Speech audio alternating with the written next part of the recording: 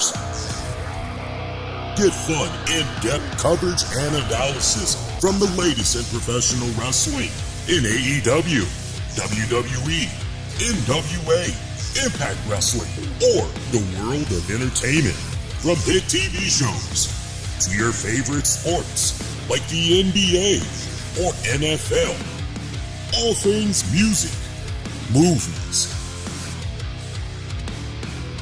and beyond, while trying to make sense of this crazy world we live in.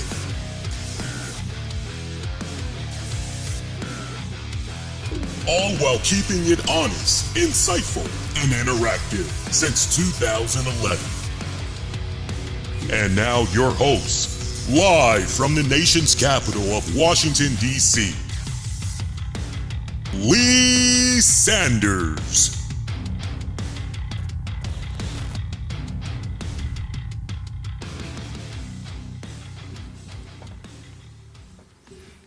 Covering the latest in wrestling entertainment and beyond since 2011, you are checking out the RCWR show. What better way on the eve of our 12th anniversary of doing these shows? What better way to go into our 12th anniversary than not just with Survivor Series War Games 2023, AllState Arena in Chicago, Illinois. No. But officially, with the return of the prodigal son, never say never, especially when it comes to the WWE. The voice of the voiceless, Mr. Phil Brooks, CM Punk, made his triumphant return to the WWE. You are not being trolled, my friends. We are not about to roll some video game footage. This isn't any fantasy booking. This is as real can get. CM Punk making his return. I gotta tell you, I did not think it was going to happen. And let me explain for the record why I felt that way. Welcome to your Saturday night Survivor Series post-show edition, by the way. I mean, if you're going to talk about this premium live event, you got to start with the main meat of potatoes and work your way down. I did not think CM Punk was... Look, first of all, it was never CM Punk... Is he going to come back to the WWE? That was never the issue for me. I always felt CM Punk was ultimately going to come back to the WWE.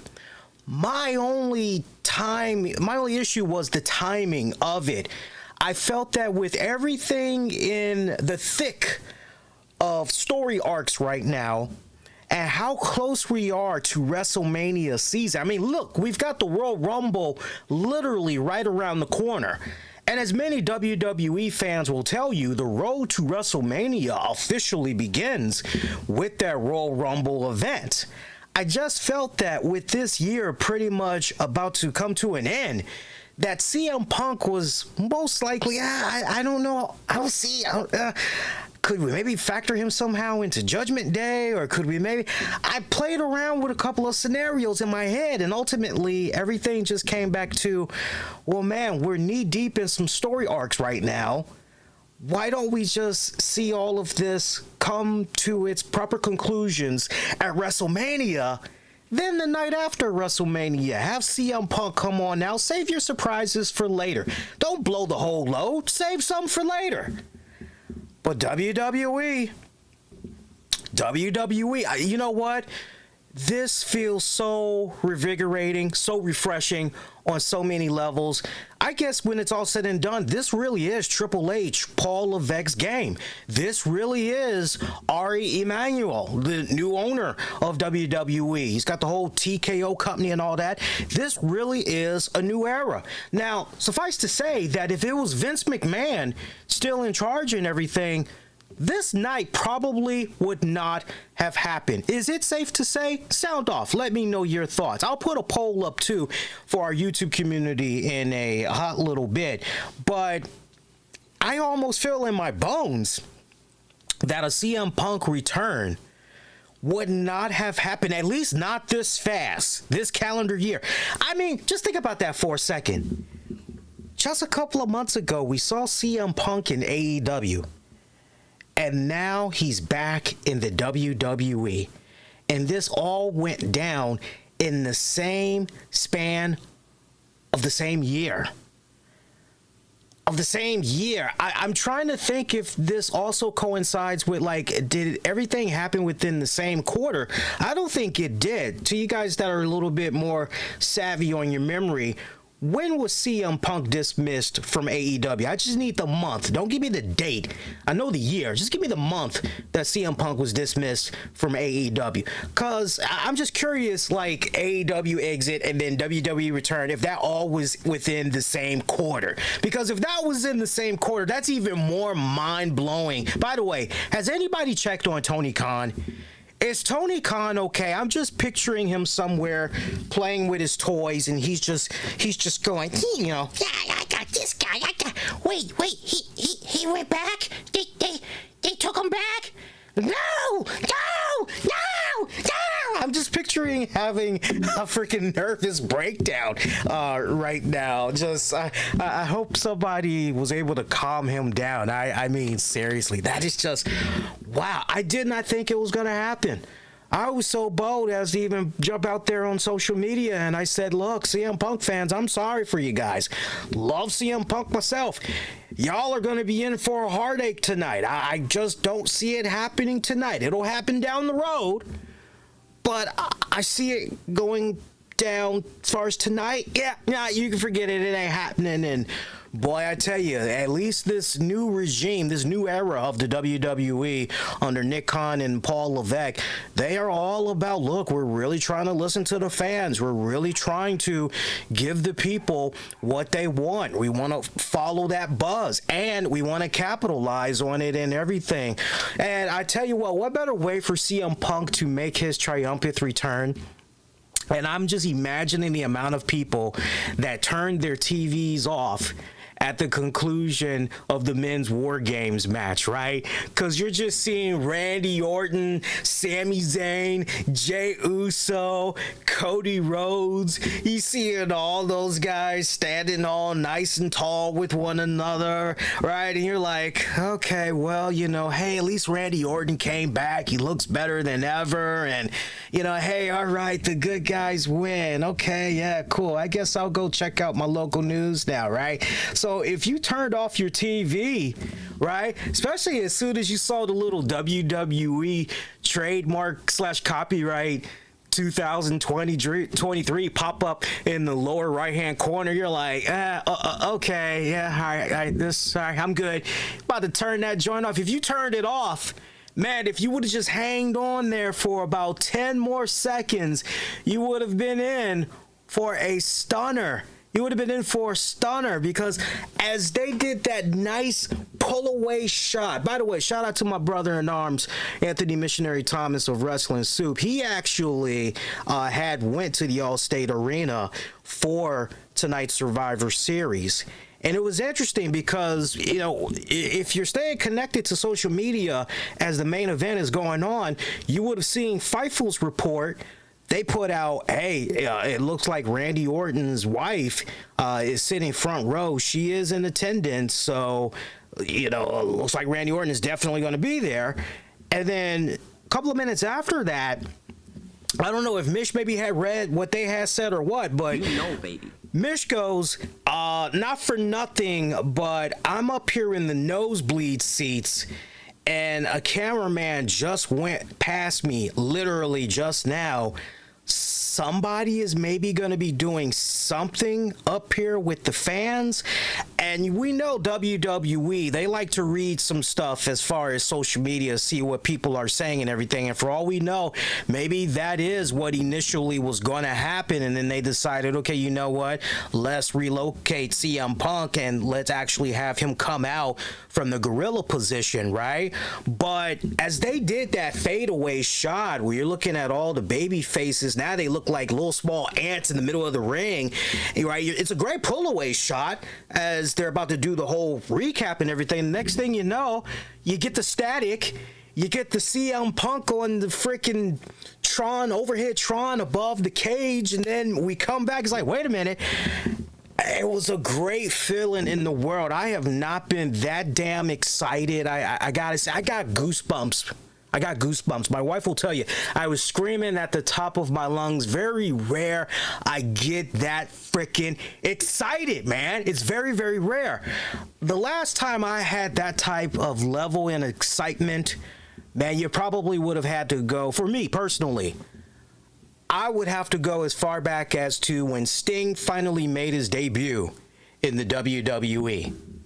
That for me was just a big mark out moment. And then another moment for me, going a little bit prior to that, I would have to say, again, for me personally, Bruno Sammartino. And I'm a fan of wrestling from yesteryear. I never thought that WWE and Bruno Sammartino, I never thought they would mend fences and all that and leave it to Triple H to be the one to patch everything up and everything, and the rest was pretty much history, right? So Bruno, for sure. Also on my list, Bret Hart. Never thought I'd see the day where Bret Hart would come on back home to the WWE. I thought he would have a hard on for them like he does for Goldberg right now, and he would never take his foot off the pedal, but somehow. And all of these names that I'm bringing up to you, it should just go to prove to show you by now that at least when it comes to WWE, never say never. Any and anything can and will happen truly in the WWE. It sounds like a cliche, but at least with this new regime that is in charge, you really can't take those slogans to the bank and freaking cash them in and everything. Punk looked very well rested, looked as though he put on a little bit of bulk. Great freaking reaction from the crowd. I tell you what, I loved it. I loved it on so many levels. And, you know, it goes back to what we were talking about off and on the show here in the past couple of months, which was, okay, CM Punk, you know, what would be the most ideal place for him to go and everything. And, of course, as we went over, WWE would be a really great option. If they'll have him back, it would be a really great option. And we saw that right before he even got let go by AEW, he had appeared at a WWE event, essentially, you could say, putting out some feelers. But WWE not trying to get into any type of litigation issues, telling Punk, hey, you know, appreciate you, love you and everything, but you under contract right now, so you gonna have to roll out of here with the quickness here, right? And they probably had, right, but it was, you got to go, but hey, call me, yeah. Text me, or better yet, text me, right? It's probably some crap like that, right? So, you know, that is just one of those deals where, man, just mind blown. My mind is still blown over what I just saw, but no, he looked very well rested, looked like he put on a little bit of bulk, clean shaven, a little bit of stubble coming in, right? These days we know he's a lot more grayer and everything, but new haircut too. He's got a very short new haircut that's going on. Almost looks kind of similar to one of the last times we had saw him in the WWE and everything. What a great moment. And I got to tell you, for those of you WWE fans or wrestling fans that are a little bit curious, will I go to a future WWE event that involves CM Punk? Hell to the yeah. You know, one of the last times I went to a WWE event, it actually involved CM Punk. It was the final Raw, the week of WrestleMania, and it was that infamous story arc where CM Punk and Undertaker were going at it and everything. It was the final Raw where Paul Heyman had dressed up as the late Paul Bearer. And they pulled a fast one on The Undertaker with the urn and all that. It was a sweet spot, great way to go off the air and everything. It was badass. And that was one of the, if not the last time, one of two last times that I had went to a WWE event. Right. I remember my wife was even very excited. We had a really great time. We took a lot of pictures too. Matter of fact, if you go on the Facebook page, you can see the pictures from that event and everything. But great. You know, I love the fact that I couldn't help but wonder, couple of things as we saw CM Punk return. One was, okay, for Randy Orton and the rest of the guys inside the steel structure, like, what were their immediate thoughts seeing this? Or did they know beforehand, or was this a surprise to them, right? And then, two, I'm thinking about CM Punk, and I'm going, Punk, don't you just want to walk down to the ring, like, you know, real quick? If all those guys in the ring will let you, like, don't you want to? Right, that was my other thought as well, because you could tell Punk really wanted to go down there to the ring, but he pretty much just had to play up to the crowds that was on his respected right and his left, and that pretty much was it. You know, but he did do the trademark, it's clobbering time and all that jazz. Hey, definitely some new rivalries, some classic matches that we're going to be looking forward to with CM Punk.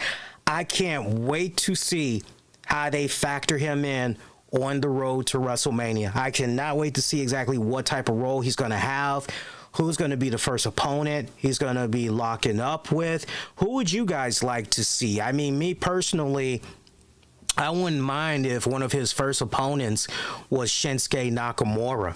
I personally would not mind that. I wouldn't even mind it if Seth Rollins and CM Punk danced a little bit. You know, I know that Rollins was throwing some cheap shots over the years. He's been throwing some cheap shots at CM Punk and everything. But there's plenty of different, as far as opponents go. I would love to. Let me know who some of the opponents are that you guys would like to see. And then ultimately, who would you like for CM Punk's WrestleMania opponent to be? For his first WrestleMania, sense, right? Let me know, because I'm very, very curious. But we'll talk a lot more about CM Punk and everything later on. By the way, shout out to WWE. I'll mention this about WWE as we segue now and everything. Get to this pay-per-view post-show recap and everything. I got to make sure I show you guys some love, too, by the way, and post that poll up on the community section. So while I'm rapping to you guys, I'm gonna actually create the new poll, and I'll give you guys the same options that are put up on X, formerly known as Twitter right now. You're gonna get the thumbs up, thumbs down, staying in the middle, and I'll even give you a OMG CM Punk returns. How about that? I think that'll make you guys happy. All right, so give me a second here. And then, as I was about to say, shout out to WWE for the fact that they kept this card as simplistic as possible. I love that. 5 matches. No pre-show, okay? No pre-show, no dark matches. That joint just said 5 matches. That's all you need. And sure, could we have done a little bit as far as trimming with a couple of those matches? Yeah, you could almost make that argument, for sure. You can make that argument, but you know what? 5 matches, I'm okay. It's better than going from 8 o'clock until almost 1 o'clock in the morning, and then you got to stay up for like a 2-hour press-show conference afterwards, right? A media scrum, right? Like, we ain't got time for that. Kudos to WWE for continuing with that formula, and WWE appreciating the fact that, look, they're smart. Survivor Series going down this weekend, Thanksgiving weekend. A lot of families out there, they capitalizing. It is marketing at its finest, and it's really strategically, it's very smart. Because they know that a lot of families are getting together, friends and families are getting together this weekend. They're watching the football, they're watching the basketball, you name it. They are catching up on any and all things sports. They're definitely gathered around the television.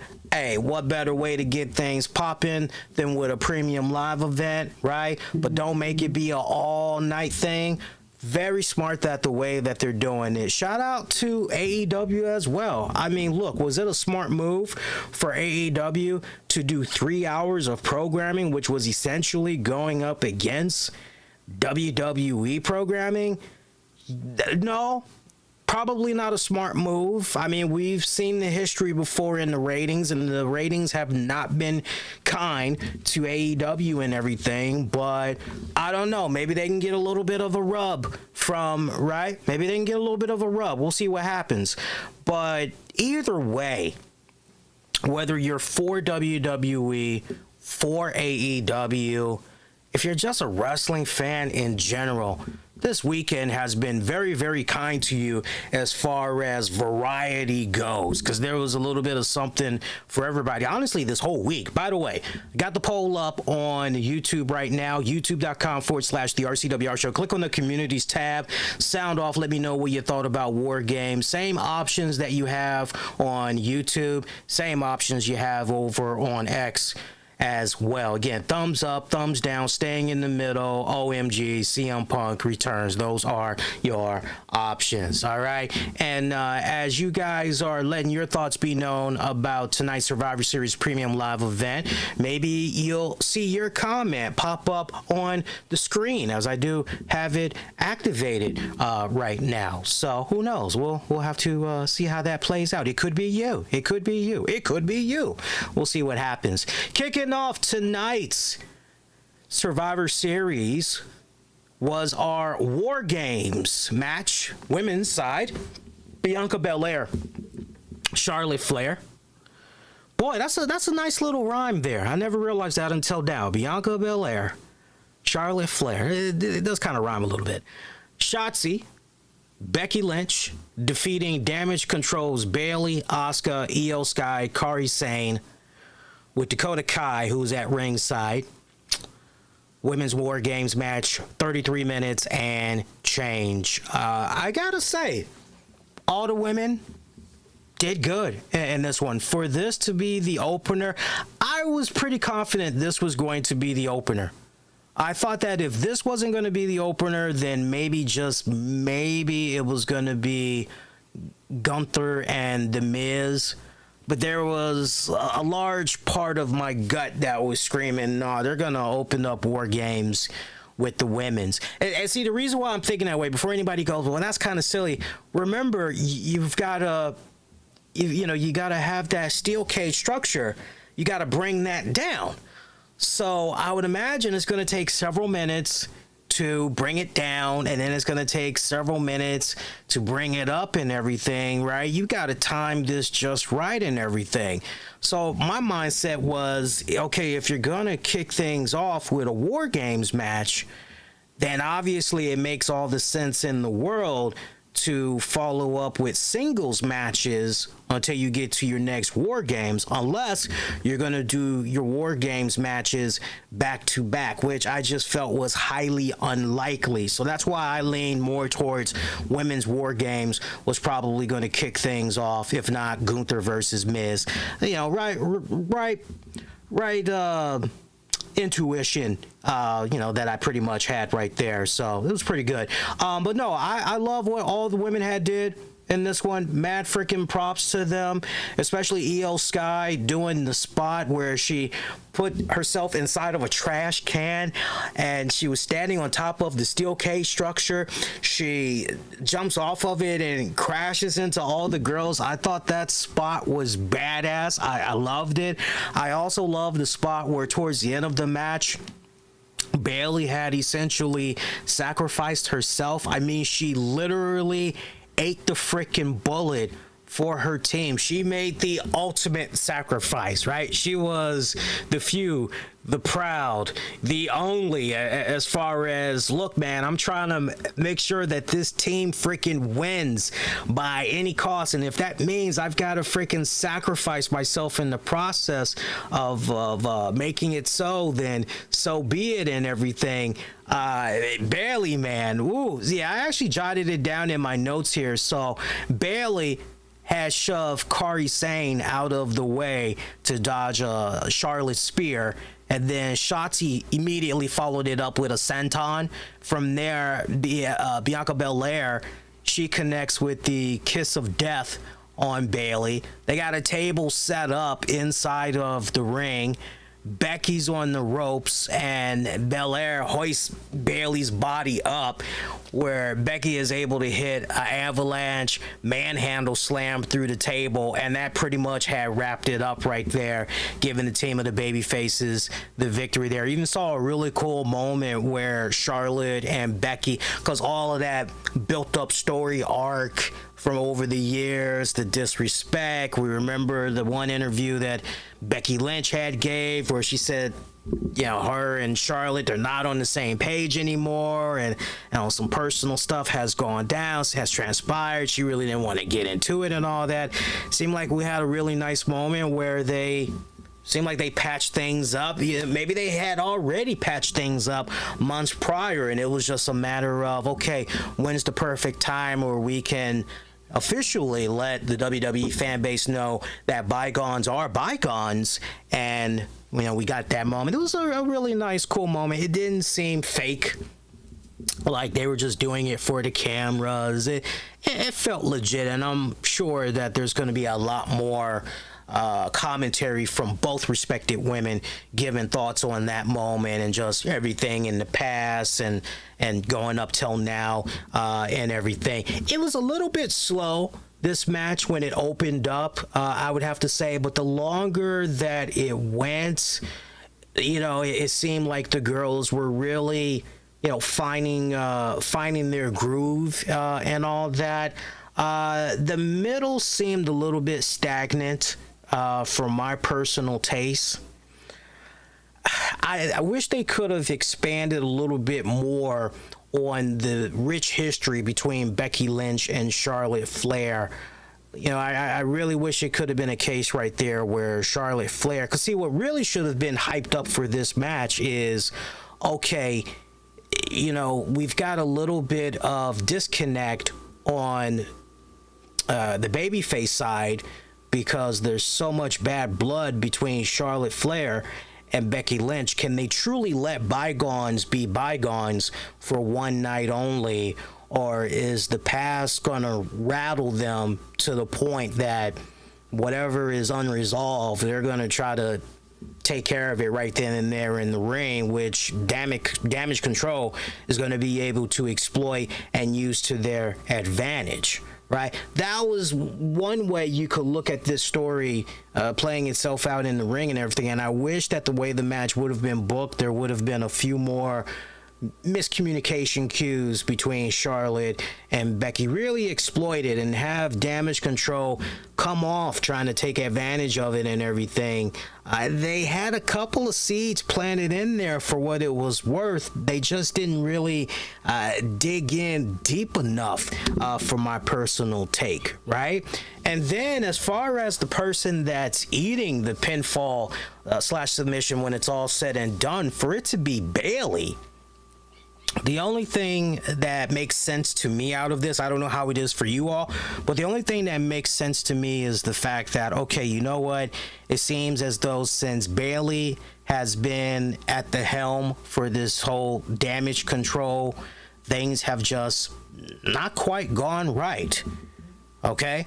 You can make that argument. It just really has not gone right. They have just been at the receiving end of more defeats than victories. And maybe, just maybe, there needs to be a change in leadership. Maybe, just maybe, there needs to be a change in the rankings of membership.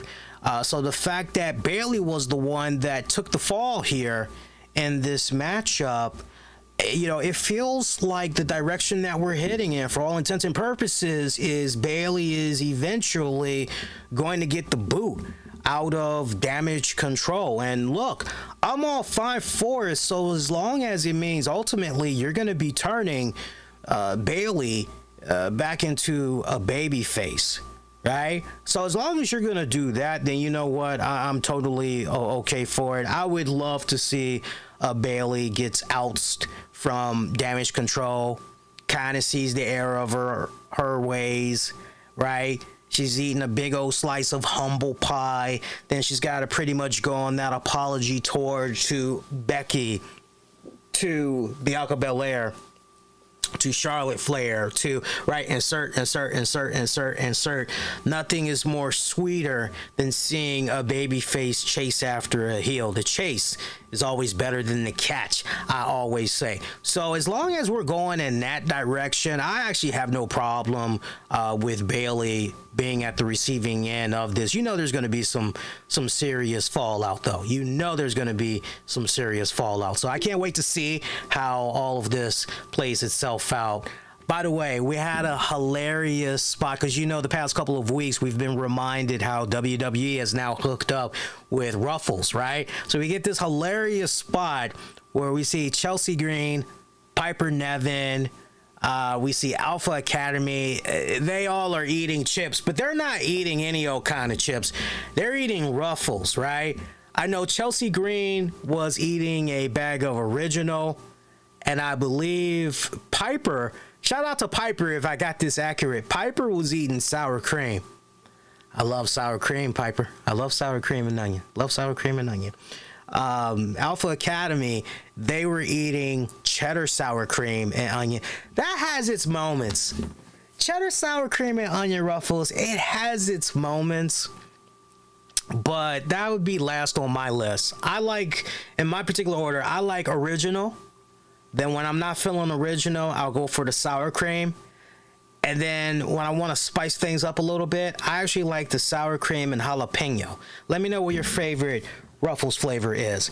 But anyway, we saw Pretty Diddly.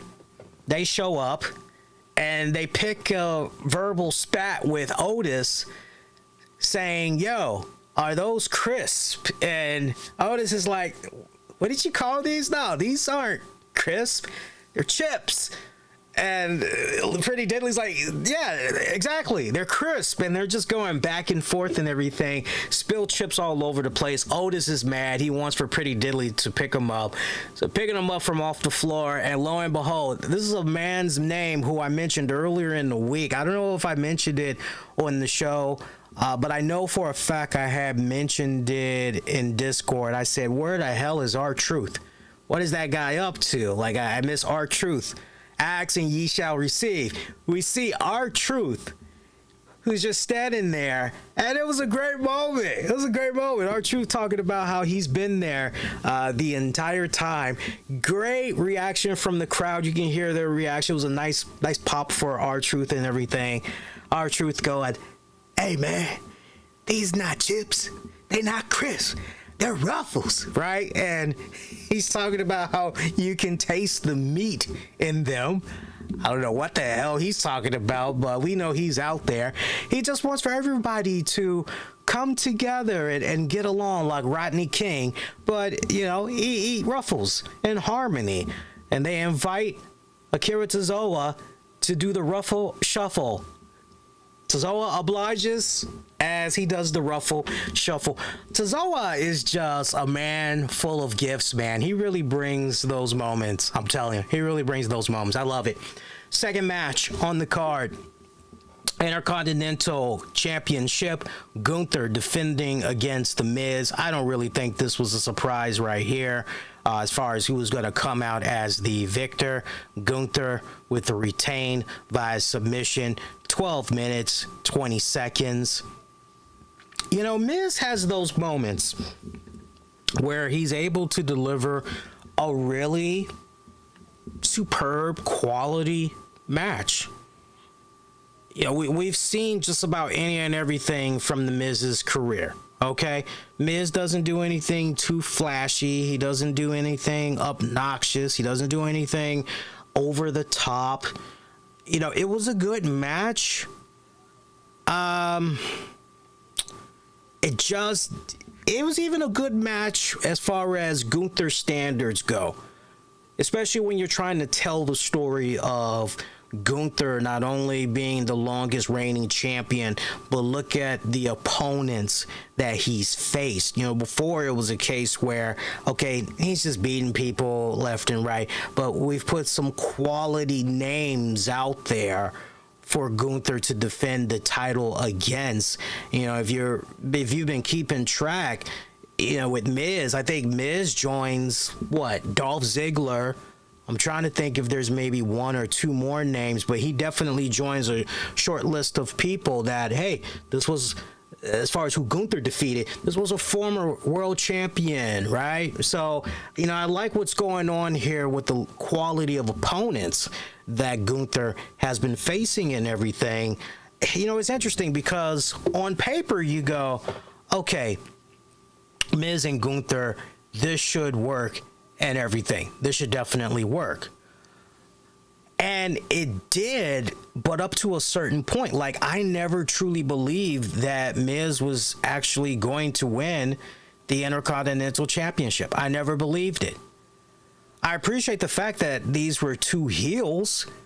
That was the other issue that I had with this, was the fact that, so wait a minute, what are we doing with Miz here? Are we officially trying to say that Miz is a babyface and we need to be rooting for him, or what? And as we soon saw in this match, right, we saw Miz doing heel-like antics, taking the turnbuckle padding off from the corner, distracting the referee, delivering a knee strike, right? He's kicking the hell out of Gunther's kneecap and then followed it up with a low blow, right? We saw all that craziness go down where Miz was trying to dig deep to obtain that IC championship. Another thing that was very interesting too, as this match was happening, something that the color commentators had said. I normally don't listen to the commentators, but I really wanted to take in the vocals, the whole reaction from the crowd. I wanted the whole 9 yards as best as I could get it on the big TV tonight.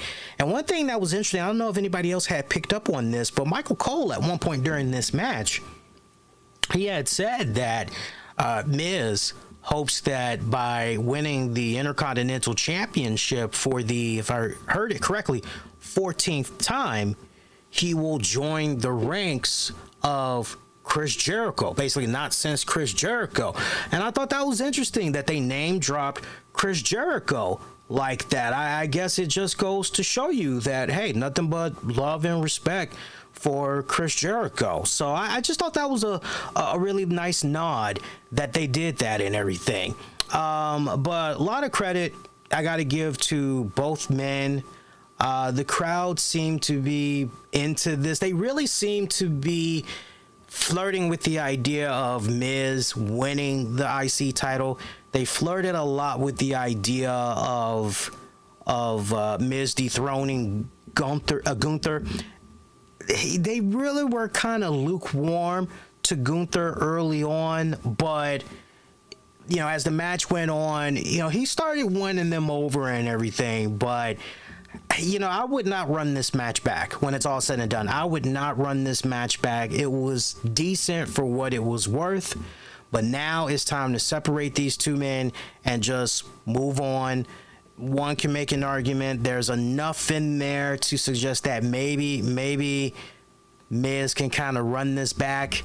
I don't want to see these two run it back because for me personally, teach its own, but for me personally, it just felt like it didn't quite have the I don't want to say the chemistry wasn't there, but how can I put it? It just felt like something was missing between the two. It really did. It just felt like something was missing between the two. Maybe I would feel a lot better about this if it wasn't a case where normally some of my personal favorites from over the years, they've taken a bit of a backslide when they've worked with Miz, and it's left a bad aftertaste in my mouth. And I get it. Sometimes it's one of those deals where, hey, we got to use a Dolph Ziggler or we got to use a Miz as somewhat of that measuring stick. If they can hold a pretty good quality style match, if they can hold up their own against, then they'll be okay.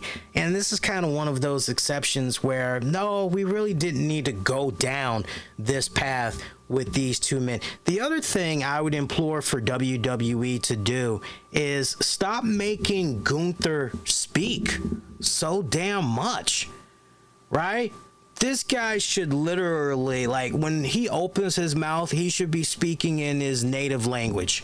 And even at that, it should be extremely brief. when he does speak English, again, let it be extremely short. We don't need to be seeing him out there doing 6, 7, 8, 9, 10-minute promos. We don't need to. The longer he talks, the whole mystique that's about him, it just, less is better. Sincerely, less is better when it comes to Gunther. It just seems to me, and this has been a trend I've noticed with WWE for decades now, it's just one of those things where WWE, the powers that be, when they've got their eyes set on somebody, as far as, you know what, we'd like to maybe see this person be that next, all of a sudden we start seeing them get more mic time and everything, and Gunther is still not at that comfortable level, I personally feel, where, okay, yeah, he can hang, he can say just enough within a very short time span, but anything longer is a detriment to him and the whole mystique. Less is better, WWE. So we'll see what happens with him going forward. Next up, Santos Escobar taking on Dragon Lee. That was your third match of the night, and actually the shortest match on the entire card. These boys only went 7 minutes. I'm not going to even lie to you guys. I did not see this match. At this point in time, I actually was downstairs helping myself to my first serving of banana pudding. I felt bad that I was not able to eat any of it on Thanksgiving Day, as my wife and I, were supposed to go see some close friends of the family on Thanksgiving Day, and my wife actually got sick the night before. We're not COVID, right? We're not, just common cold, but it was really, really bad. What she had the night before, she passed it on to me.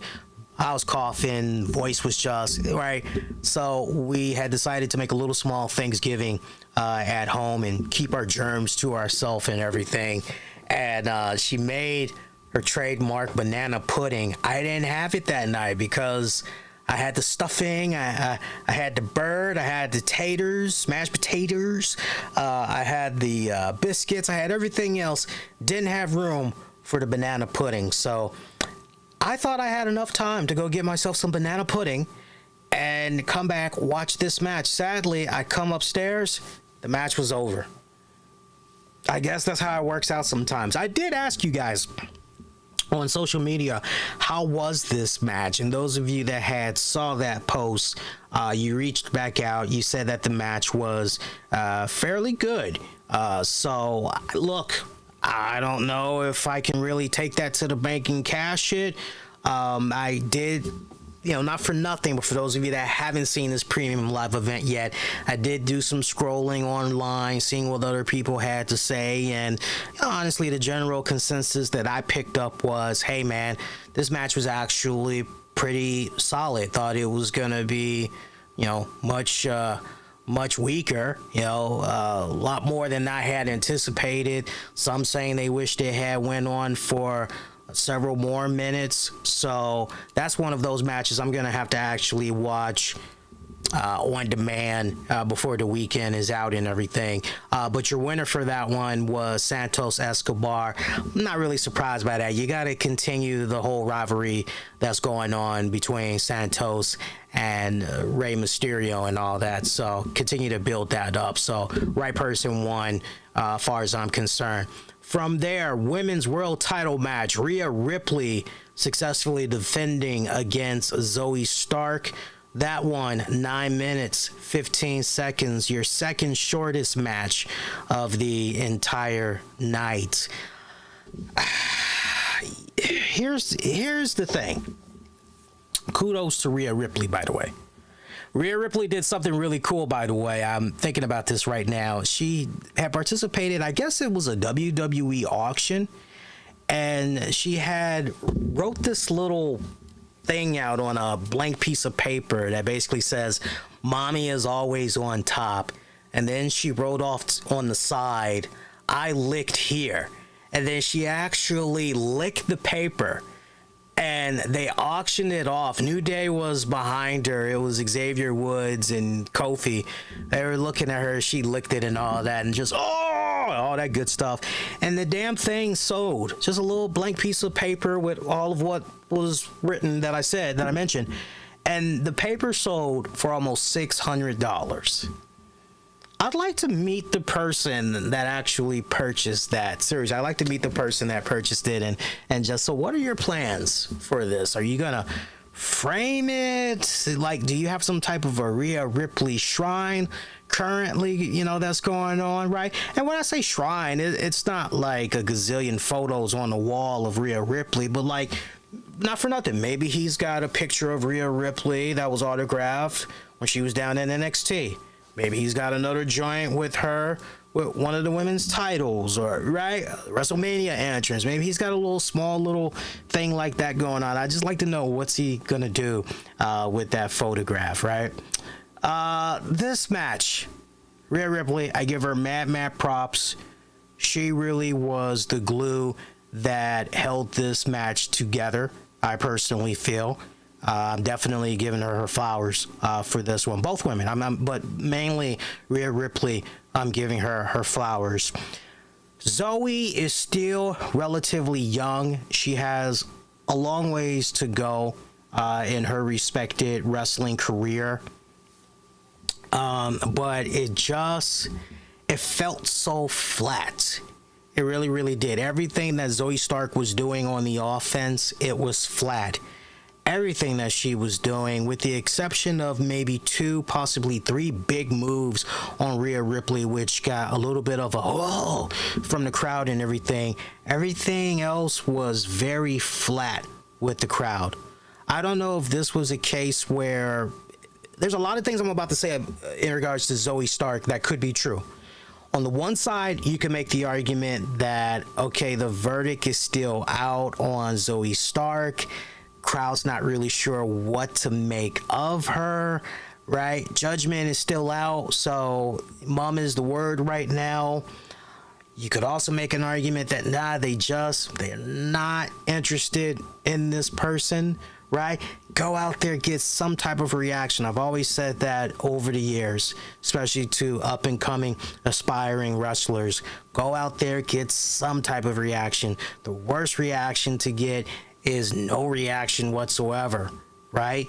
Because you want to know what's working, what's not working, right? Especially if you're getting under somebody's skin, all that good stuff, but to get no reaction whatsoever. Zoe, look, I'm not burying the girl. Just hear me out. She did all right,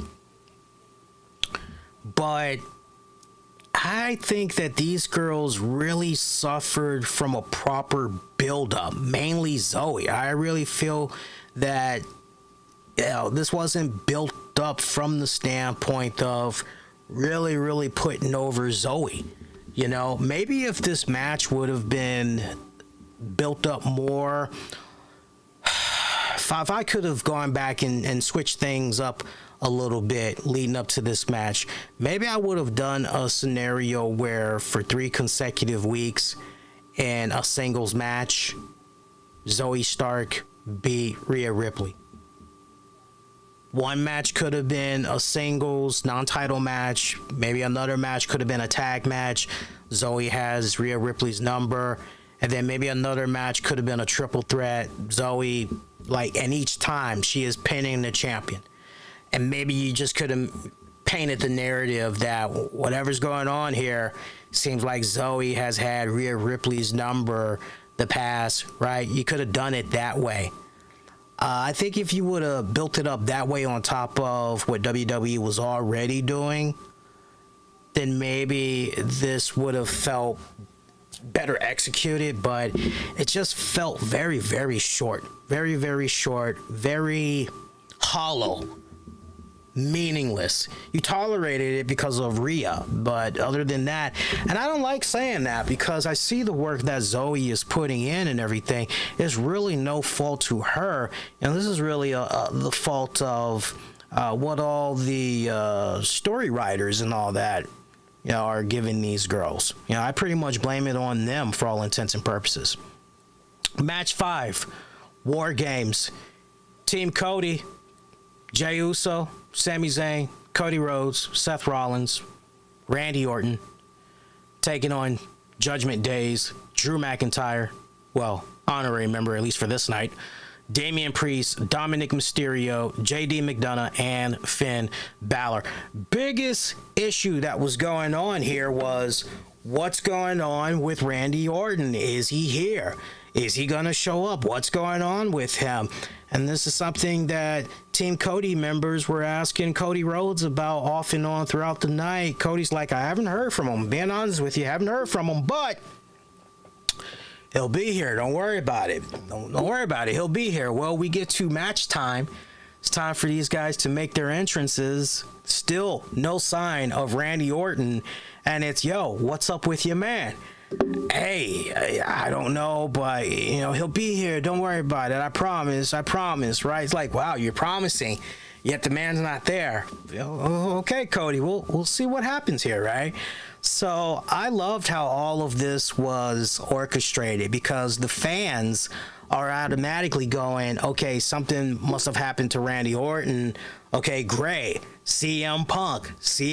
Sure, what the hell? CM Punk.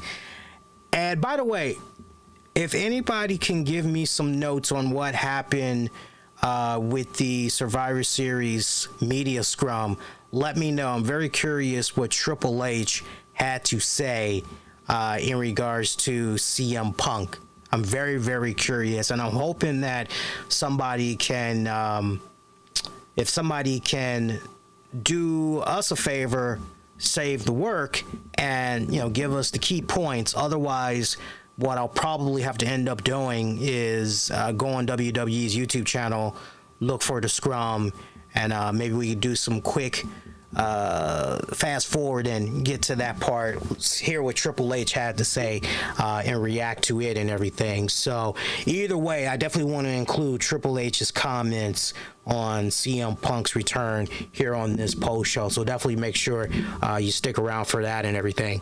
So you've got the crowd, they're already going, okay, CM Punk, they're chanting it, right? They feel it, right? They can feel it in the air tonight, like Phil Collins, right? That's the vibe that they're getting and everything. You're looking at this, and at this point, it just feels like, okay, well, either CM Punk is going to be the tag partner, because we never did find out who Sami Zayn had in mind. I mean, we kind of have an idea. Maybe he was going to go in the Kevin Owens direction, right?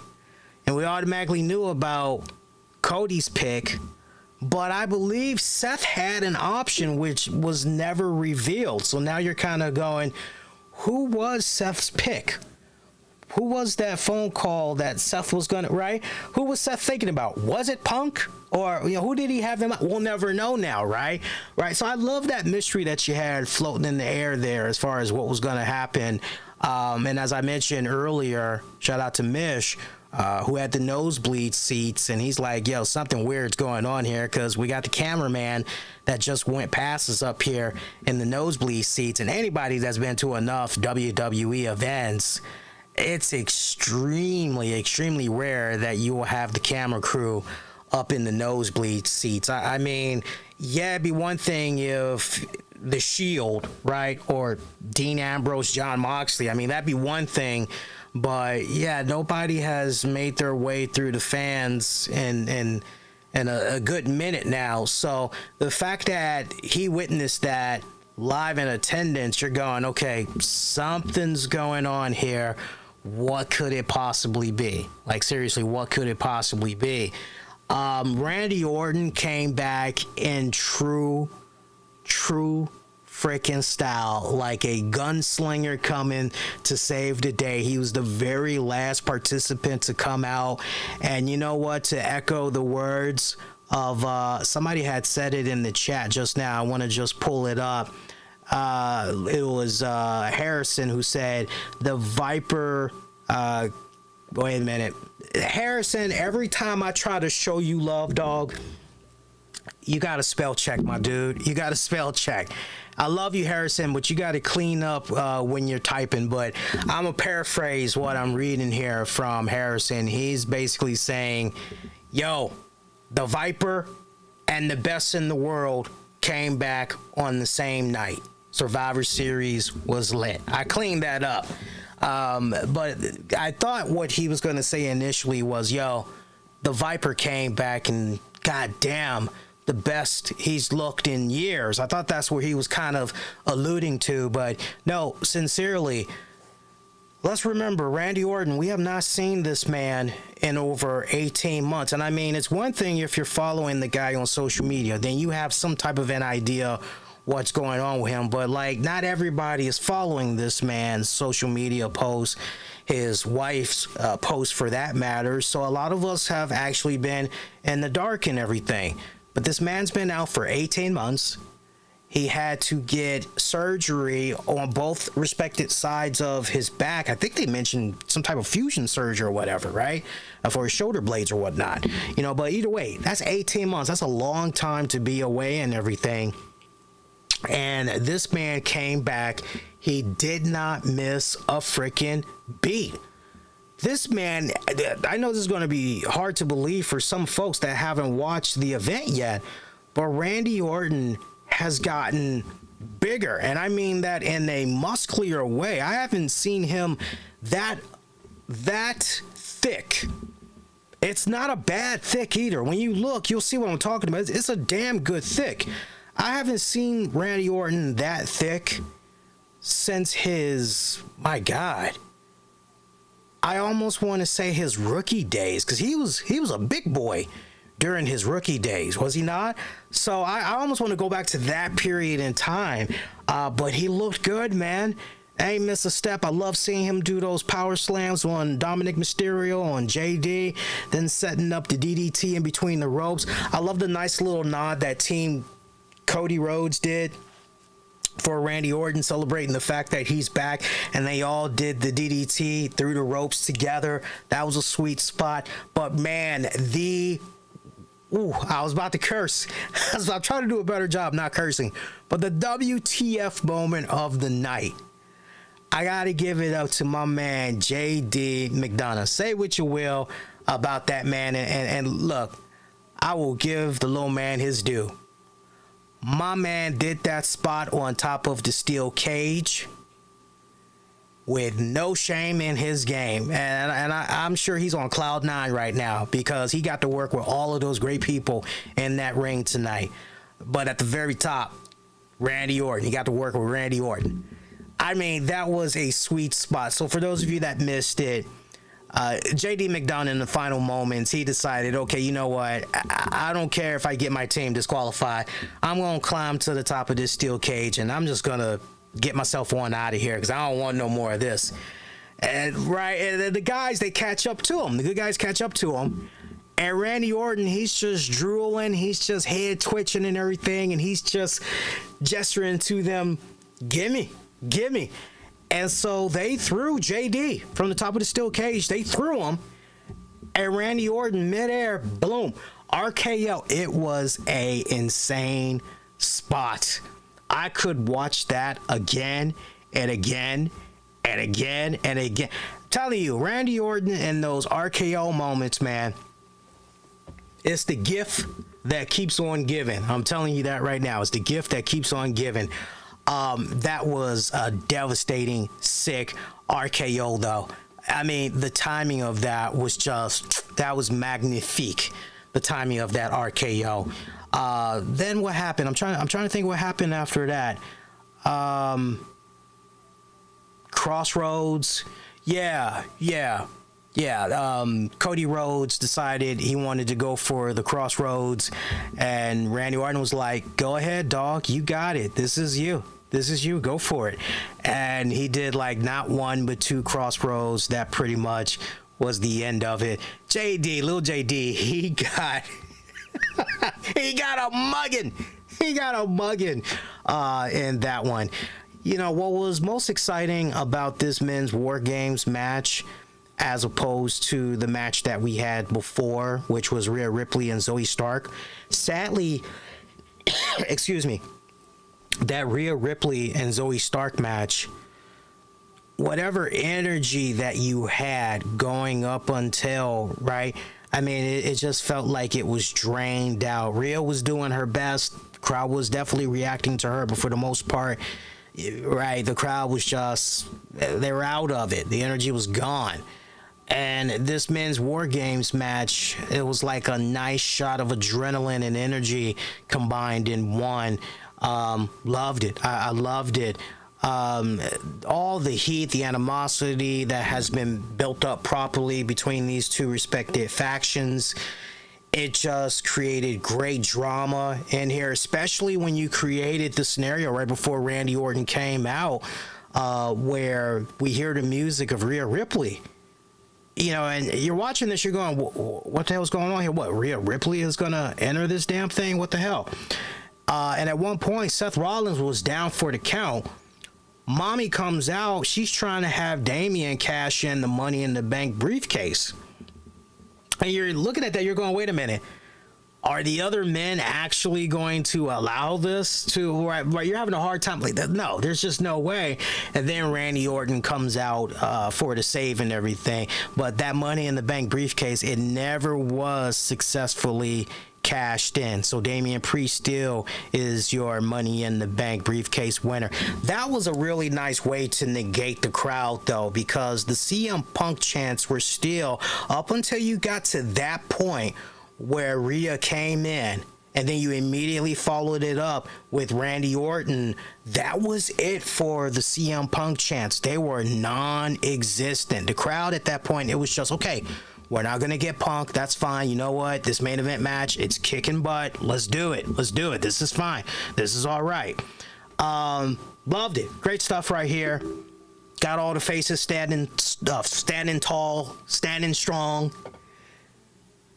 Pay-per-view is about to go off, and then you get the Cult of Personality.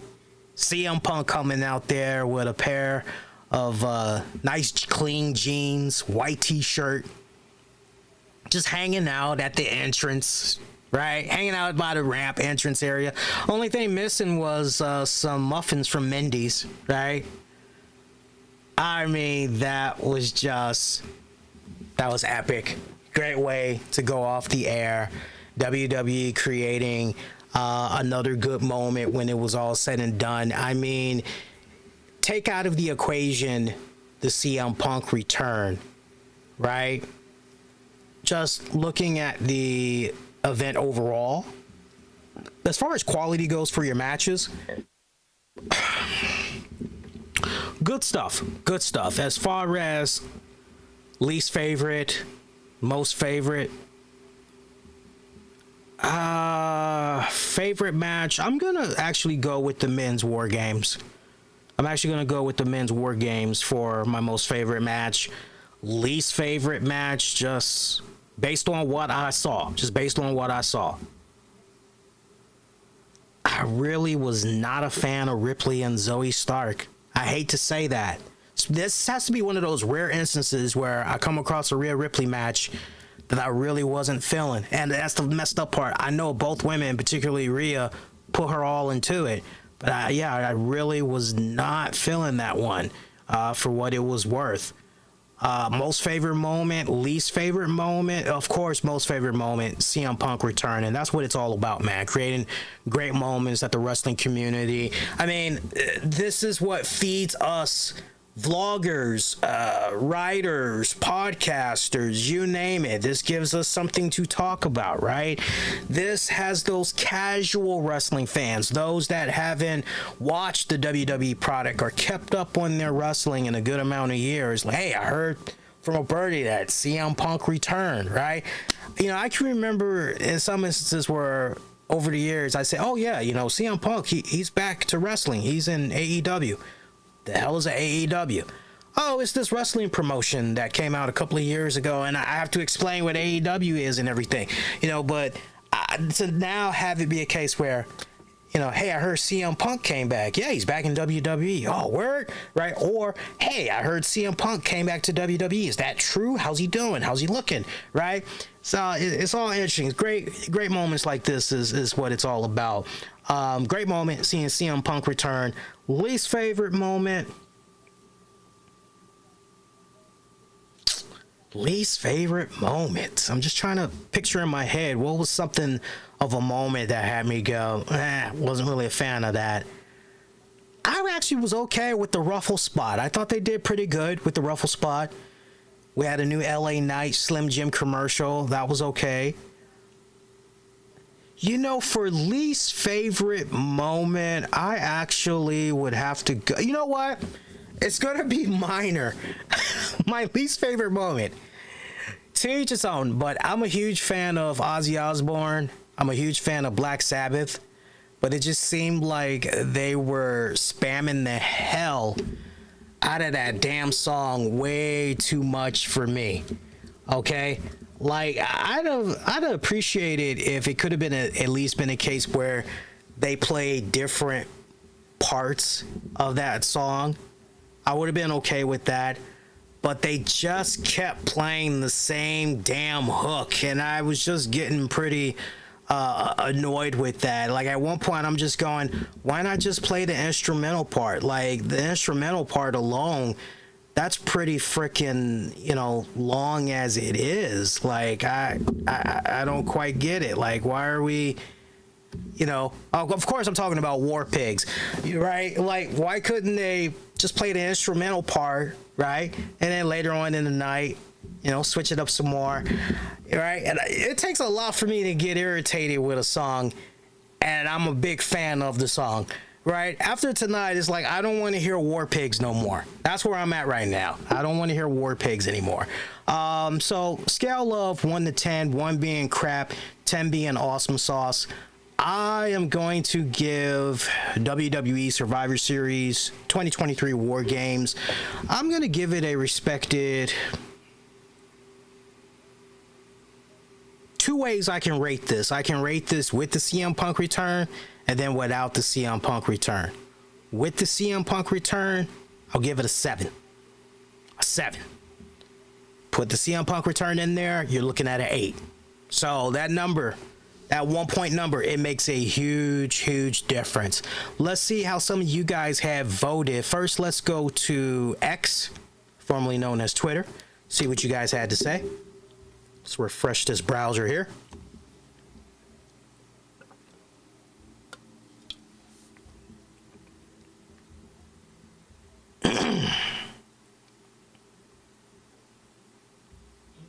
All right, I've got 5% of you that are staying in the middle for War Games.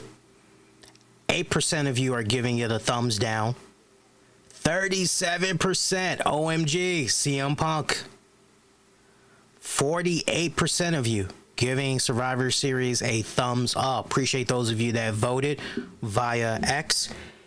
Let's see what you guys had to say on YouTube. YouTube.com/the RCWR show. Click on the communities tab. Get out of here. 20% of you are going thumbs up for the event. Meanwhile, 80% of you are saying OMG. CM Punk returns. So you don't have to vote on both outlets. Just pick one and vote that way. We'll circle back on the Monday night show, see what you all have to say. So nobody took the liberty of hopping in the WWE joint to see what Triple H had to say about CM Punk returning. There's no little noteworthy tidbits of info that can be passed along to us, because if not, then what I'm going to do, all right, shout out to my team over at 401 Mania, shout out to Jeffrey Harris, who I'm actually buddies with on Twitter. So let me read this. What's going on here? Let's read this. Sorry, this is from Jeffrey over on the 401 Mania site. The voice of the voiceless, the former WWE champion CM Punk made his long-awaited return tonight at WWE Survivor Series. Punk made his return following the main event War Games match, and the Chicago area crowd was on their feet Following the event, Triple H spoke about the return during the post-show press conference, indicating that the deal with CM Punk came together with WWE very recently, and they kept the lid on it tight. Also, Triple H shared a photo with Punk on social media showing that the chief creative officer of WWE welcomed Punk back with open arms, delivering the customary Triple H points to you photo. Following his WWE exit in 2014, Punk was openly critical of Triple H during their feud in 2011. So it appears the two men have made amends and buried their bitter backstage rivalry. Let's see. It's rumored that Punk's new WWE deal was finalized earlier today, and plans for his return were rushed so he could appear at Survivor Series tonight to close out the show. Punk had previously interacted with Triple H earlier in April backstage at Raw in Chicago, where he basically walked in backstage following his flight home, which also had other WWE talents. Punk and Triple H did speak backstage during the event. Yeah, so things probably had got to rolling right then and there. All right, so all we got right now is Triple H sharing that photo where he's doing the point. Underdog, put that on a t-shirt. Okay, I am so using that for tonight's. I think I might use that for tonight's thumbnail. I gotta show you guys this. Thumbnail. Hang on here. Let me close. Hang on here. Let me close this out. Just close that out.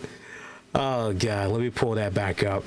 All right, so what I want to do is how did I save that image? Hang on, because I gotta figure out what that image is saved as now. You guys that's watching the stream, you guys got to see this. This is funny as hell. Triple H, Punk.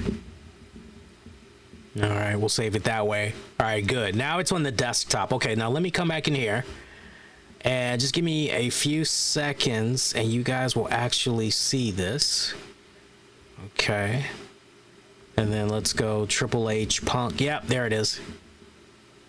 All right. You guys are about to see it right now. There you go. There it is, guys. Oh, God, that is hilarious as fuck. I love that picture. I love that freaking picture. Seriously. I love it. I freaking love it. Underdog, put that on a t-shirt. I love that. All right, so let's see if we can find some WWE Triple H reactions here. Let's see here. So what I'm doing right now, for those of you that still are live with us, I am going into the Survivor Series War Games press show conference, and we're actually going to watch this together. We're actually going to watch this together. Okay, so let me see here. Okay, so I'm setting this up right now. It's been a minute since I've done one of these, so let me just see if I remember. Let me see if I remember how we do this.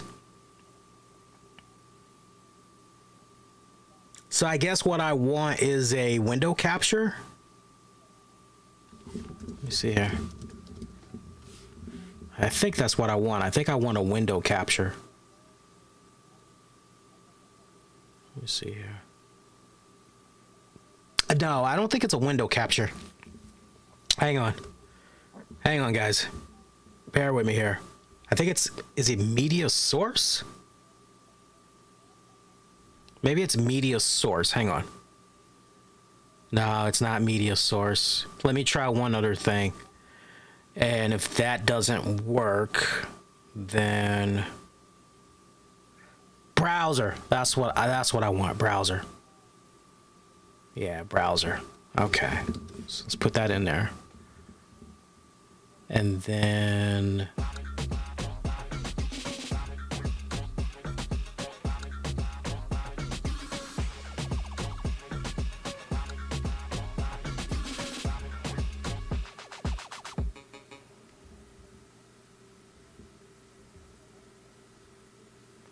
see, the only thing that sucks about this is you can't hit. Are you ready? Oh my God! Oh.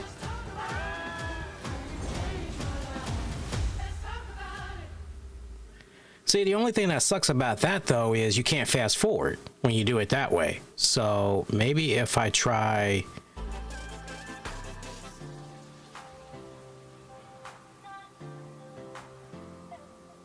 Hang on, guys.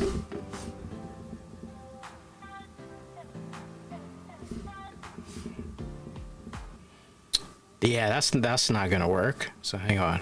Let me come here. Then YouTube. Hang on here. Well, we're just gonna have to listen to the audio then. That's the best way that we're gonna have to do it. We're gonna have to listen to the audio. All right, so let's do this. Let me know if this plays. Just put up a thumbs up in the chat. Let me know if you can hear this.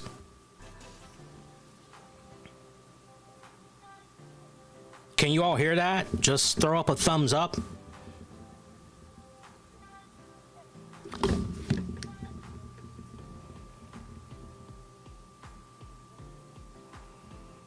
Let's see here.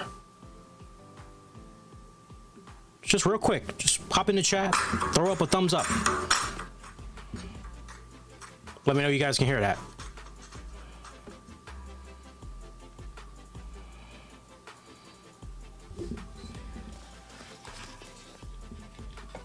Just real quick, just pop in the chat, throw up a thumbs up. Let me know you guys can hear that. All right, so nobody's helping me. All right, so I'm able to hear that.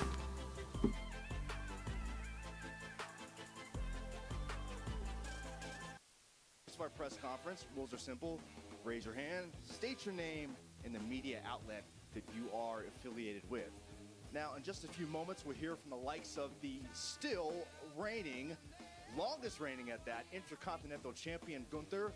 We'll also hear from the couple of the winners of the men's and women's Survivor Series War Games matches, and we'll also be joined by the Chief Content Officer of WWE, Paul Triple H Levesque, who will have a few remarks for us. Now, before we get to that, a quick recap of the incredible night that we had here in Chicago. We saw a standout superstar like Santos Escobar take another step in the direction. I'm gonna go ahead and fast forward. I want to get right to where Triple H comes out. Looks like he comes out at about the 8-minute mark. So let's go right there.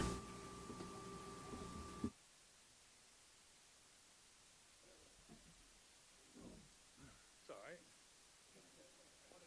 Can't see everybody, so slide that slightly. So I put my glasses on and they're all covered with somebody's sweat and baby oil or something, I think. Don't hug the wrestlers when they come back from the ring. Amazing night, I think, across the board for everybody. I'll start off by saying thank you all for being here. As I made my way up here through this crowd, it was hard not to feel the excitement and the energy that is here in Chicago. This has always been an amazing market for us. This AllState Arena, this has been, in my career, probably my favorite building to perform in. It's just deafeningly loud in here, the way the acoustics are set up, the wood roof. People in Chicago are just loud and excited to be here, and you could just always count on it being an incredible night. And tonight was no different. The last two nights were no different. Two sold-out back-to-back shows here. Over just short of 34,000 tickets sold here for two nights. Incredibly successful. I want to thank Slim Jim for making this press conference happen. And and hope everybody had a wonderful Thanksgiving leading into tonight. But let's talk a little bit about business. Tonight was the highest grossing Survivor Series in history. And matter of fact, the highest grossing event here, with the exception of WrestleMania when it was here. And it was neck and neck with WrestleMania. For me, that's a positive on both sides. Win-win. I was in the main event of that WrestleMania, so it doesn't bother me that much. But that's something pretty special right here. 37 years of Survivor Series to be the biggest one ever. Sponsorship up about 25% from last year, so across that. And then the viewership, just spectacular tonight. We opened up the show with the Women's War Game match, and right out of the gate, by far largest viewership of all time. And it just grew throughout the evening. So we don't have all the final numbers in yet, but we will. And this one was a whopper. So very, very exciting. A lot of things to talk about in the show. Let's talk about the big return. R-Truth. Back. Right? R-Truth is back, baby. Yeah. Eating chips, just going to town. R-Truth is the man. Yeah, and, I never saw it coming. You know what I mean? And how we were able to keep that quiet, mind-blowing. But R-Truth is back. I expect that to be headlines everywhere for all of you. Now let's talk about the return of Randy Orton. Just incredible. Randy is JBL used to say it all the time, if you were going to design a WWE superstar, if you were going to build one from the ground up, you would build Randy Orton. I met Randy Orton when he was a kid, worked with him when he was a kid. Gave him a lot of slack because he was a kid for a long, long time.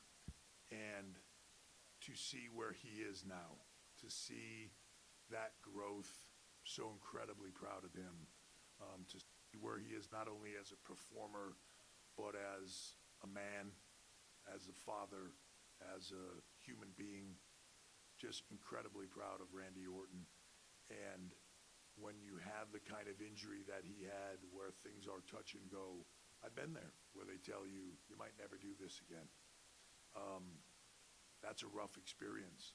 To be able to fight back what he went through, to be able to have what he had done and come back here tonight and have the moment that he had was awesome.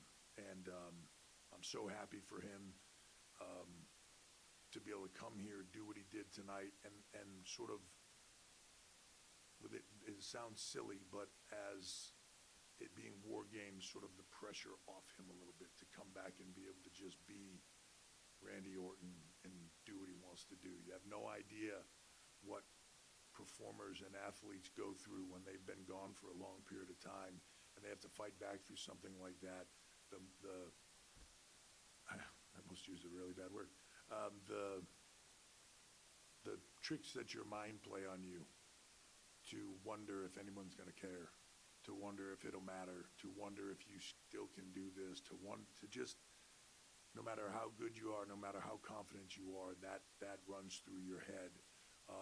So to get him out there tonight, blow the roof off this place here in Chicago, and just have the moment that he did, awesome. And I'm incredibly happy for him.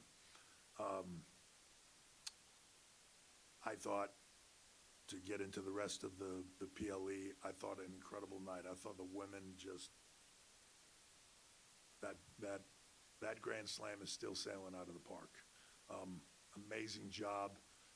Shotzi put on a performance that I think solidified her in that role in that upper tier. And everybody else, star-studded match that just delivered on every end. Gunther and Miz, you can never count the Miz out, and I know it'll sound cliche, but whatever he does, it's awesome. If the job in the moment is be a comedian, he's a comedian. If it's to be serious, he's serious. If it's to be an incredible athlete, he's an incredible athlete. Like his his value to us, his value across the company as a spokesman, as a human being, as everything you want to be able to represent what the WWE is. Miz does it. He does it better than just about anyone. And then Gunther is just a whole nother level of animal. His performances, one after the other. He makes you believe with your whole heart and then rips it out of your chest. You know, he's just awesome. Can't say enough good things about him, and that delivered incredibly well. Santos and Dragon Lee, just two lucha guys that bring so much more to the table than just being two lucha guys. Santos's run here up against Rey Mysterio, his turn, so to speak, has just been phenomenal so far. He's lightning in a bottle, and this was the moment, for me at least, that I was waiting for with him, that we were trying to get to with him, to give him that to sink his teeth into. And I think right now he's just on the launching pad of where he's going to go, and I'm incredibly excited for that. And then Dragon Lee, you have to say nothing more than Rey Mysterio dubbing him the future of Lucha Libre, right? Like, the sky is the limit there as well. And I thought that with Rhea and Zoe proved that she can hang at that level and belongs at that level. That she did an amazing job. And, you know, if I think Michael Cole might have said something like this tonight, but if you look up Star in the dictionary, there's a picture of Rhea Ripley sitting there. I mean, just has it on every single level. And just continues to get better and better and better every single time she's out there and I see her. So, and then the men's war game match was just off the chart. You know, a lot of story there, a lot of nuances there that I thought delivered on every level. You know, these matches can be just action extravaganza, but to me that doesn't do anything. It's in the storylines, and the action has to match it. A movie with just a bunch of crazy good CGI is not very good. The story has to be there. I thought the story was there for everybody across the board, and sort of, in a lot of ways, leaves you with a lot of questions answered, but a lot of questions still existing, and I think that's a good thing. And then, you know, across the board, I thought we just had a spectacular night. From here, Rumble coming up, Tampa is going to be amazing. It'll be interesting to go in there with actual. I just want to pause this real quick. For those of you that might be a little bit curious how much longer Triple H is going to be talking, because I literally just started this, but I fast forwarded a bit just so we can get to Triple H talking. 10 more minutes of Triple H talking. So we'll see out of that 10 minutes how much is CM Punk related and anything else is kind of noteworthy where we can come back afterwards, react to as a community. So I'm going to shut up, let Triple H finish it out here. People going crazy in there instead of video boards going crazy. Can't wait for that. We will be in Perth, Australia, for the Elimination Chamber. We will be in Philly for Mania.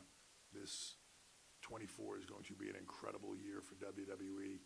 I think 6 of our biggest PLEs are international this year, with France coming up and Berlin coming up. So it's going to be a crazy year. I feel like we're just getting rolling. So the last thing I'm not mentioning, obviously, is the elephant in the room, but I'm going to open it up to questions because I'm sure somebody is waiting to ask that one first. All right, first question here in the front row. Emily May with Sports Vita Wrestling. We all want to know, we just saw it happen. CM Punk made his return to WWE here at Survivor Series. How did that all happen? And what's next for CM Punk? So this is one of those things. Is that me? Excuse me. All right. Is this still working? Yeah. This was one of those sort of lightning in a bottle moments that came together very quickly. But we are incredibly excited about it. You know, it's been a long time, and in some ways been a long time coming. You know, you could say this about CM Punk. hate him, positive, negative, whatever you want to say, people talk about him all the time. He is a magnet for that. He's a conversation starter, and it's tough to look past that. And for me, if our fans want it, if the WWE Universe is excited to have it, then let's go. And we'll figure out the rest of it from there. This came together super quick, which I'm sure is why it stayed very tight. You know, there's a lot of speculation at that point. It was nothing but speculation. For most of the time, it was speculation. It didn't really start to come to fruition until everybody stopped thinking it was going to happen. And then all of a sudden, it was happening. But extremely excited. You know, a lot of time has gone by, almost 10 years, right? And if you are the same person you were 10 years ago, 10 years later, you've messed up. Everybody grows. Everybody changes. And I'm a different person. He's a different person. This is a different company. And we're all on the same even starting ground. So what's next for CM Punk? That'll be interesting, won't it? Yeah, I'm interested to see that myself. I know whatever it is, it'll be talked about, it'll be exciting, and it'll be a thrill ride for the WWE Universe, no matter what it is. And I'm thrilled. We're all thrilled to have him back here, and to have him back. You know, cliched to say, but have him back home in WWE. It's where he belongs. Thank you. Hi, Nick Hausman, House of Wrestling. Just to kind of follow up on Emily's question there, how much of this was something that, you know, you were pushing for as opposed to TKO was pushing for and Ari was pushing for? Obviously, the dynamic has shifted a lot. There has been zero push from anybody past WWE. You know, it's myself, Nick Khan. To be honest, very few people knew about it past that. And, you know, it's a funny thing now because all of a sudden there's like this mystery entity behind WWE. Yeah, I think a lot of people are interested to kind of know how that dynamic is working. That's why I asked it. Like, yeah, we're doing our thing. And we're trusted to do our thing and trusted to do what we feel is right for business. And I gotta be honest, I'm probably the top people at TKO were watching the show going, holy, you know, yeah, it was a good thing, right? So it's a crazy cool time right now in WWE, and I think fans can feel that. It's a lot of energy, a lot of excitement, and I'm ready. Let's run through a wall.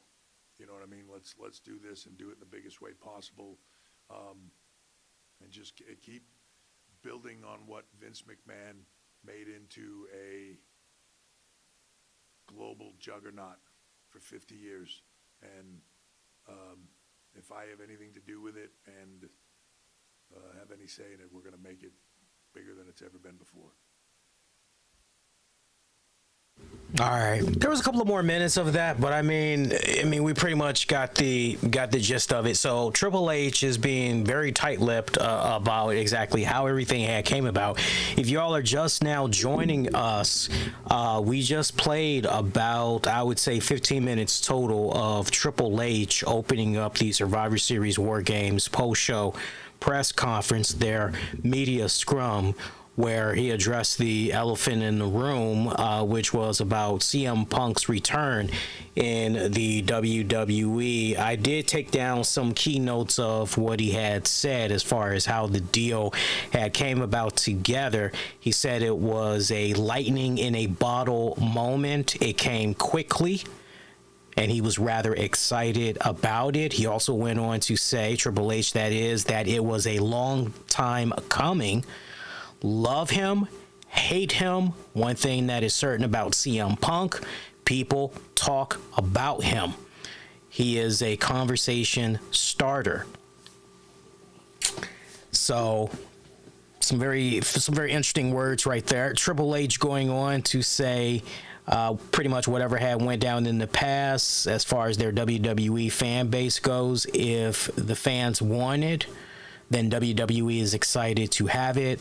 Let's go. We'll figure out the rest after. Nick Hausman of House of Wrestling, we know he's been trying to spew as much CM Punk news out there as much as humanly possible, trying to find out the inner workings of how this deal had came about, who all was involved in everything. Triple H saying once again that it happened pretty quickly, and as a result of that, it was key to have things be very, very tight to the lip. Going on to say that he's extremely excited about this, and also noting, I thought this was very interesting right here, and I hope that everybody that's going to be covering this is going to mention this part as well. Triple H saying everybody grows, saying what's it been now, 10 years, and you know, who's one to correct Triple H, but it's been actually almost 15 years since CM Punk was last in the WWE. Remember, you got to rewind it back to 2014. That was the last time he was in a WWE ring. But Triple H saying, you know, what's it been now, 10 years? You know, if you're still the same person 10 years later, right? We can finish that thought. You obviously haven't learned a damn thing. Right? What's the point, right? But went on to say everybody changes.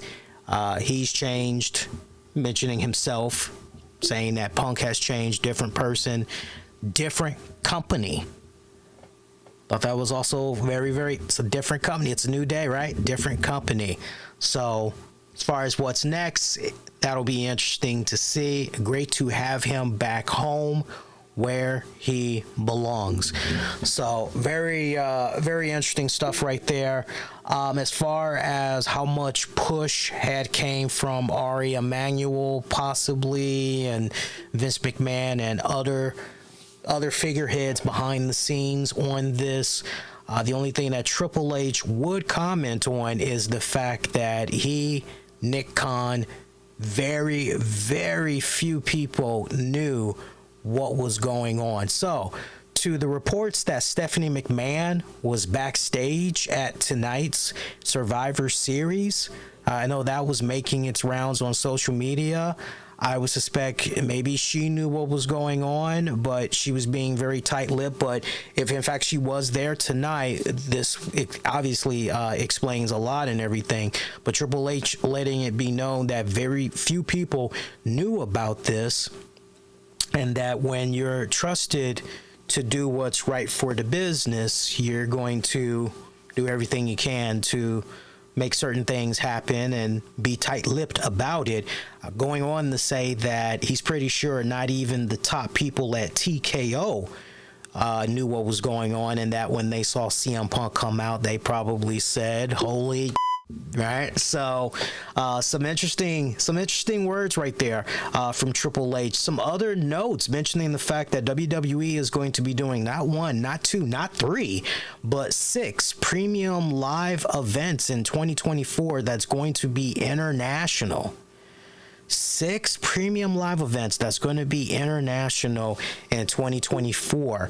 As far as this year's Survivor Series goes, he said that based on the early numbers he's getting so far, this Survivor Series and all of the 37 years that Survivor Series has been in existence, Survivor Series 2023, this was the highest gross Survivor Series event ever. And it came pretty close to topping the WrestleMania that Triple H and crew were involved in for that same city, if I heard that right. So that's bonkers. That is some bonkers numbers, saying that sponsorship has gone up by 25%. So yeah, that Ruffles deal, that's great freaking timing right there. The women's War Game match, which opened up tonight's Survivor Series, just out of the gate, the largest viewership of all time. And it just continued to grow afterwards. Believe it or not, you would think that, okay, well, after this, there's going to be a decline. It just continued to go up. So some very interesting early stats there from Triple H commenting there on Survivor Series. What a great way to close out the weekend with Survivor Series, and then CM Punk being involved, and right, all these bonkers numbers. I'm just very curious if WWE has even posted yet CM Punk's, and they have posted CM Punk's return 1 hour ago. So it's about 2 minutes and 21 seconds. For anybody that wants to keep tabs on that video, bookmark it, because I think that's going to be very, very interesting to see, right? Because so far, even though it was posted an hour ago, that bad boy has 182,000 views.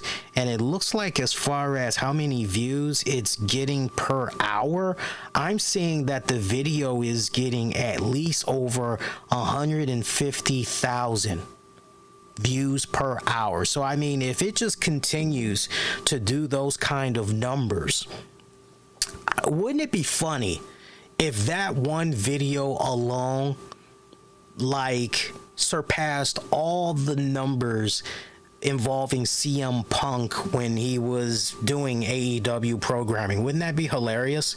When you just add up all the number of appearances that he did in AEW, add up all the number of the shows, and you see the viewership, like, wouldn't it be just, what the hell, if that one little video where he makes his WWE return crushes all of that in viewership?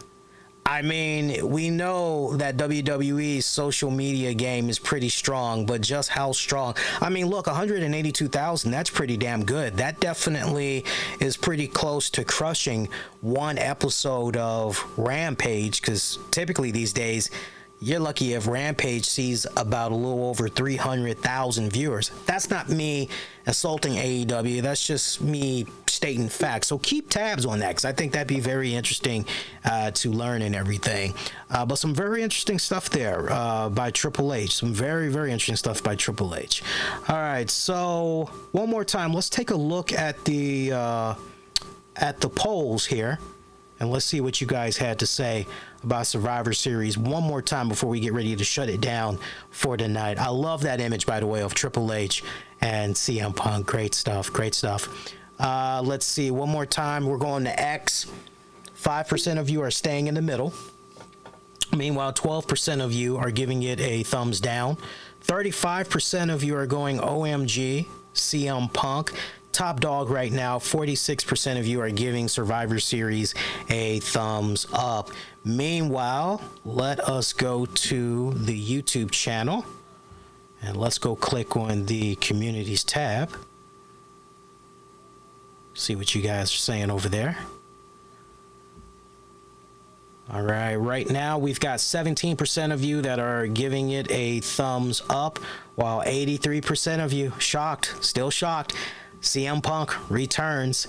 Don't spam out. Don't vote on both polls. Just pick one and vote that way. And then as far as what's next, as far as programming goes, I definitely want to highlight the fact that I'll be with you guys Monday night, November 27th, 2023, after WWE Raw goes off the air. That should be an exciting moment. I would imagine that we are going to get CM Punk returning, right? I would imagine so.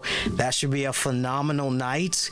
What better way to officially celebrate our 12th anniversary of doing shows, doing the RCWR show particularly, but our 12th anniversary officially, we'll be recognizing it, celebrating it this Monday. So if you're around, please do come hang out. If you want to do a quick drive-by, you can definitely do that as well.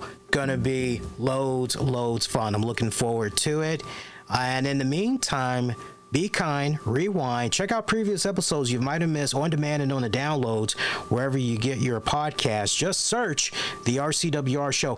If you enjoyed this post show, you know what to do, right? Hit up the YouTube, hit the likes, all that. It does help, right? I know that gets kind of made fun of sometimes, but one of the main reasons why us content creators will mention stuff like that, we don't just throw it out there as a cliche. I know for me, I don't see as much engagement.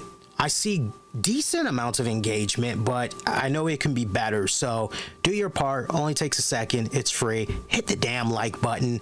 That way our content can be pushed out there to a more wider, broader audience, right? Definitely do that. And sound off on a number of what we had discussed during the post show. Let me know who you would like to see CM Punk face early on here. Who would you like for his first WrestleMania opponent to be while being back in the WWE and all that? Do you think this go round with CM Punk being back in the WWE, second time's the charm, right? This should be, he should be okay. Or do you think that there's going to be more trouble on the horizon? Sound off. Let me know what you think. And we've got a lot more. We've only begun to scratch the surface of CM Punk being back in WWE, because we also got to flip this back, and we got to flip it back to Tony Khan and AEW, because when it's all said and done, you lost Jade Cargill, you lost CM Punk, all in the span of a year. But then add more insult to injury and extend it a little further. You also had lost another big name in Cody Rhodes, right? Just something to marinate on and think about, because we also need to look at the AEW Tony Khan side and ask the question, okay, what can Tony Khan and crew do going forward to ensure that a top talent does not leave them to go over to where the big boys play, right? I'm gonna leave you guys with that thought. But once again, that's going to do it for your Survivor Series 2023 War Games post show. Get at me on X and Facebook. Use the keywords the RCWR show. And until next go round, wishing all of y'all to be safe. Most importantly, be kind to one another. I will see you guys Monday night for our 12th anniversary show. Take care, y'all. Peace.